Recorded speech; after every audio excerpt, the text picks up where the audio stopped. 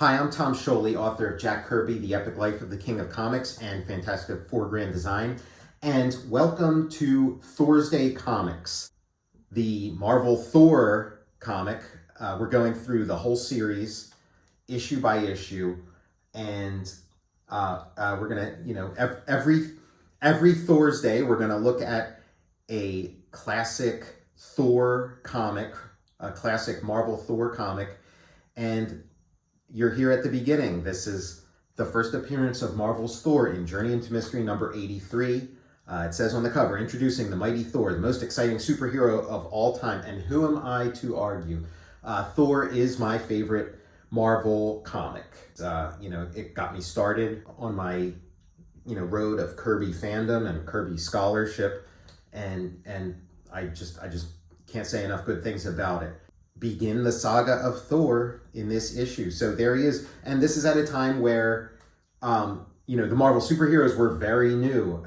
Fantastic Four was not very old by the time this came out. And, Jack Kirby and Stan Lee and their collaborator in this issue, Larry Lieber, were coming out of an era of monster comics, westerns, romance comics, and superheroes had been sort of taking a rest for a really long time.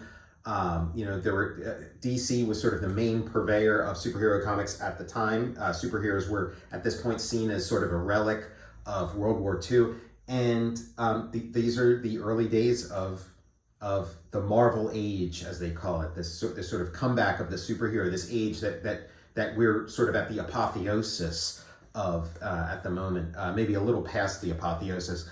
And so here it is. We got the monsters. We got those sort of Kirby monsters. They look like a cross between the Easter Island statues combined with the Thing. These sort of rocky, craggy guys.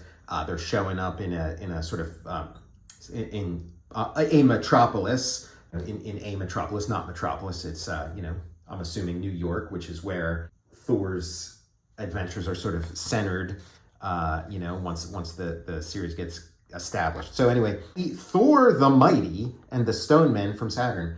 So got this great splash page of Thor creative team. So it's Jack Kirby, who, just from everything I've studied,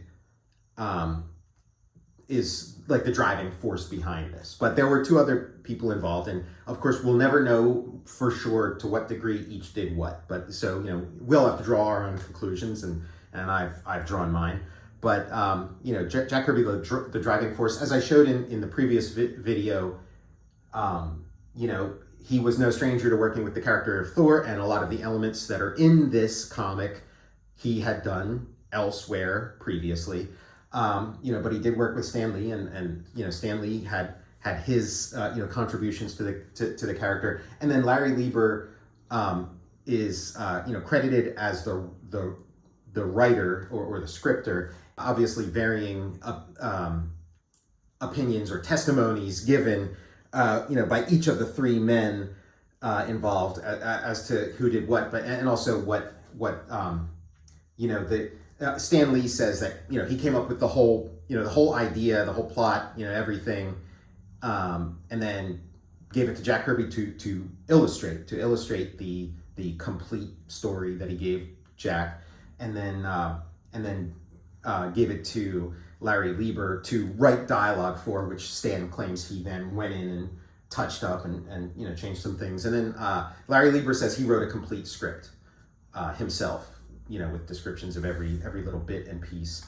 And then Jack Kirby, said he did it. He went in, made this story, and whatever Stan Lee or Larry Lieber did with it after he completed his work, creating this story, the soup to nuts, those guys came in and did whatever, and he washes his hands of that, but he knows what he did, and if they want to graffiti over his story, that's fine with him. So anyway, a lot of baggage, but so here we go. So we got, this nice illustration of Thor, just, one of these great iconic comics. And Dr. Don Blake, he's on vacation in Europe and in Norway. And as he's walking, UFO kind of lands behind him. He doesn't notice the UFO doesn't notice him. And, there's some nice writing here, talking about, hey, almost as these two things as like two ships passing in the night, and just imagine if they would have noticed each other, but they don't. And the ship lands, some cool, Kirby alien monsters come out, and the Stonemen of Saturn. And, by this point, you take this out of the equation. By this point, we could be reading one of those, monster stories that they'd been doing for, the past couple years prior to this. They show up and they're, demonstrating their different powers. The pacing of this, to me, feels very much like the way Kirby paces a story, and it's sort of action driven. And so, to me, the idea that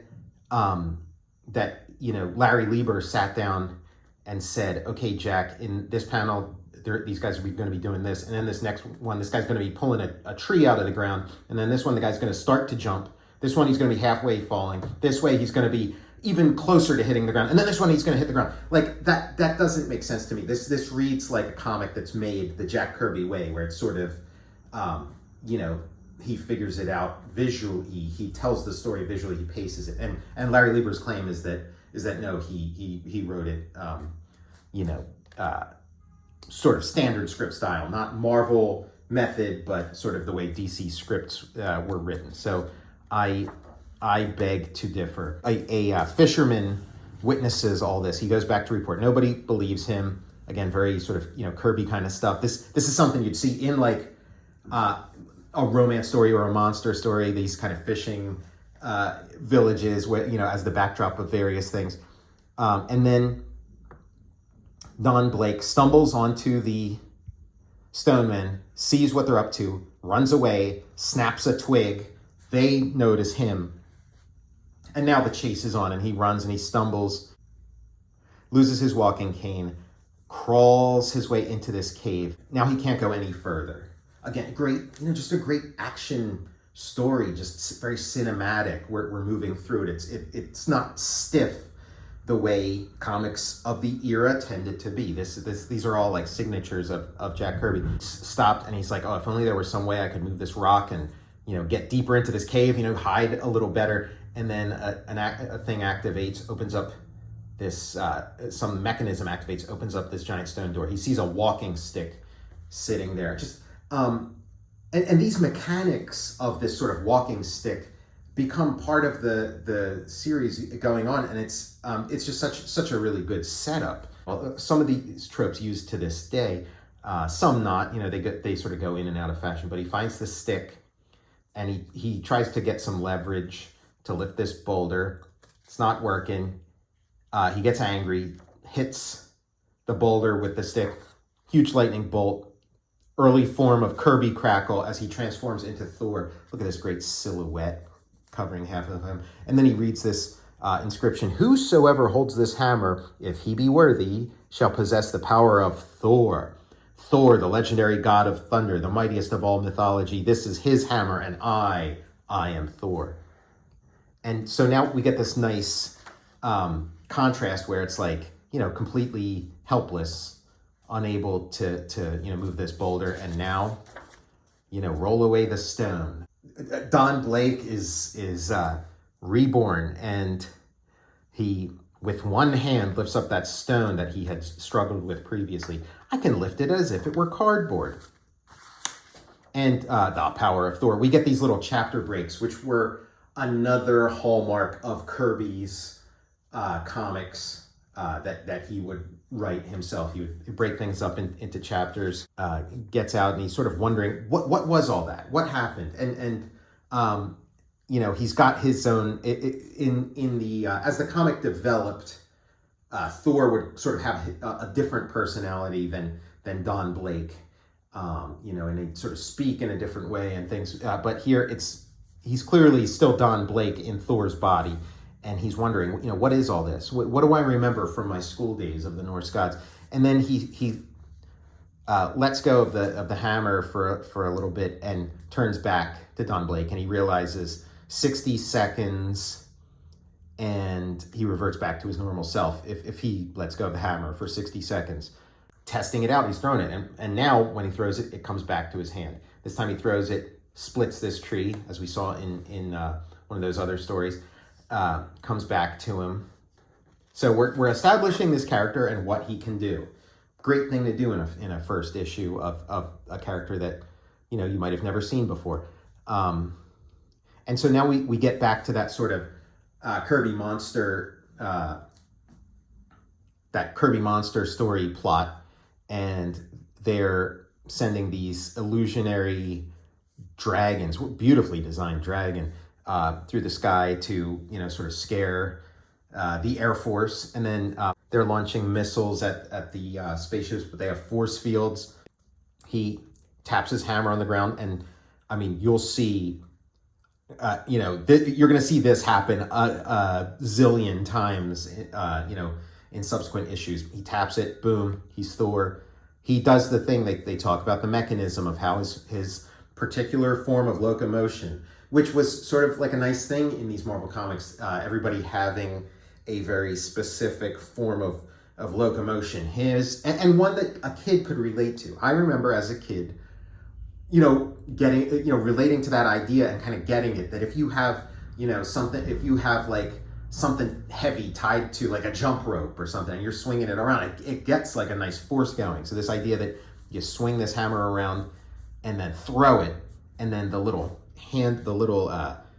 leather clasp grabs the unbreakable thong, as it's referred to here, grabs onto your wrist and pulls you into the air. And so then he lands, and wonderful display of superhero action,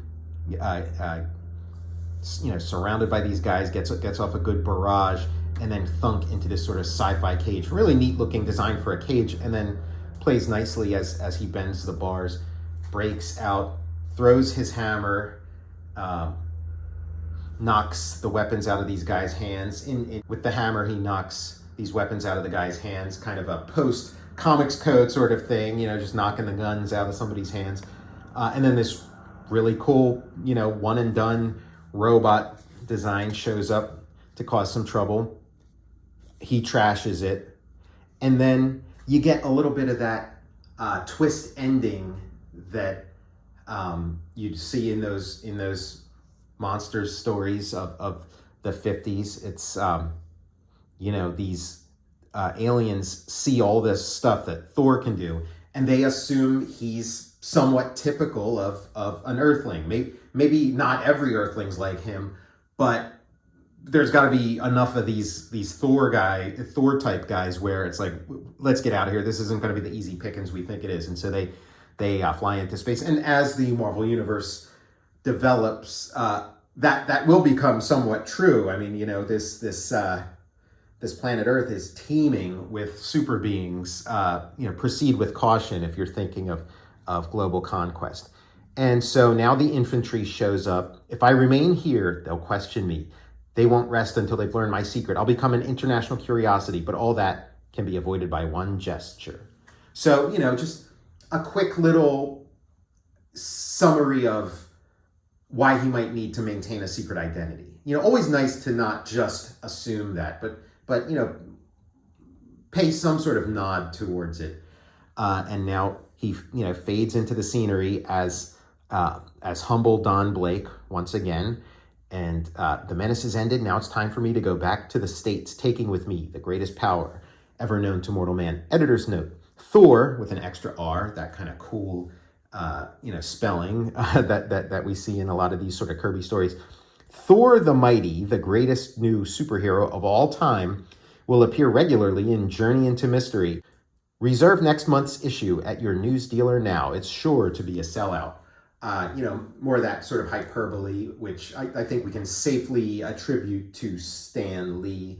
When there's any kind of salesmanship going on, it certainly feels consistent with his voice, although, Kirby engaged in his own kind of hyperbolic salesmanship too. That's really not too far from that either.